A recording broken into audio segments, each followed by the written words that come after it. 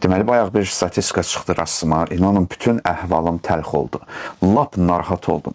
Təsəvvür edin, 2025-ci ildə 95.117 abort qeydə alınıb.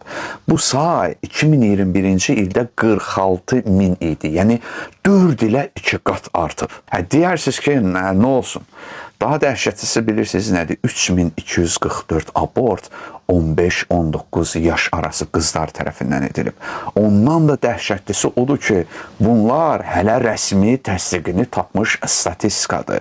Qeydə alınmayanları da üstünə gəlsək, əlinə dəsmal götür, ağla. Yəqin bilirsiniz ki, selektiv abortlar üzrə dünyada birinci yerdəyik. Selektiv abort nə? Yəni cinsiyyətinə görə seçirsən. Əksəriyyət oğlan istəyir, qız yox. Hətta heyvan belə saxlamaq istəyəndə baxır ki, erkək olsun, dişi istəmirəm. Qız artıq yükdür. Oğlan kapitaldır. Qocalaram, əlimdən tutar, baxar mənə. Amma ay-hay. Çünki əzizlərim, müasir gəncliklə böyüklər arasında ciddi böhran, uçurum var. Uşaqlar YouTube, TikTok blogerlərinə, valideynlərindən daha çox qulaq asırlar. Tiyan görüm, bayaq nə 15-19 yaşlı qız uşaqları nə idi? Necə yəni 3244 abort? İndi özünüz ictimai nəqliyyat, kafe-shop və sair yerlərdə hələ yeni yetimə sütül olan oğlan və qız uşaqlarının bir-birlərinə necə sarılıb, öpüb qucaqladıqlarını görmüsünüz. Valideyn yazıq səhərdən axşama çörək dalınca qaçır, uşaq da qalır belə. Siz gedib bir söz deyə bilərsinizmi? Əlbəttə yox, çünki indi ictimai rəy sizin əleyhinizədir. Daha o dövr deyil ki, böyüyə qulaq asılsın. Bizə təbliğ olunub ki, mən dövrüdür.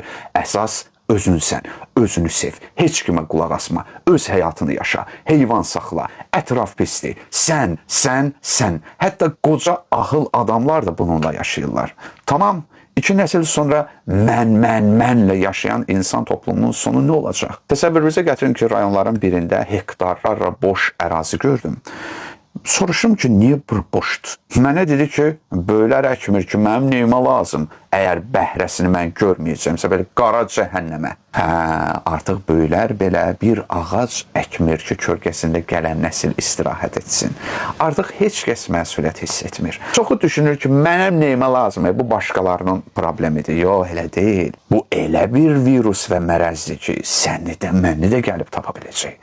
Eşitdiyimiz cavab belədir. Yenə də əcəb edirəm, öz həyatımdır, necə istəyirəm, yaşayıram, sənə dəxli yoxdur. Tamam. Yəqin ki, bəşər bu ağır mərhələni keçməlidir. İrəlidə nə olacaqsa Allah bilir və Allah qorusun.